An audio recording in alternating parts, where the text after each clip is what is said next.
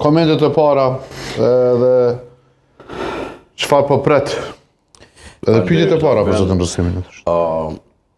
Në aspektin kushtetues, po të parë që më duket që lëvizja vetëvendosje ka të drejtë.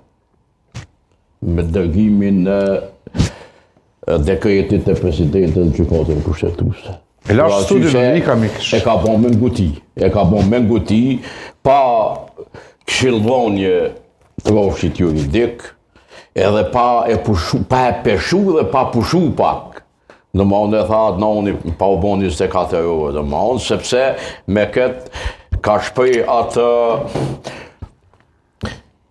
mos përmbajtjen institucionale.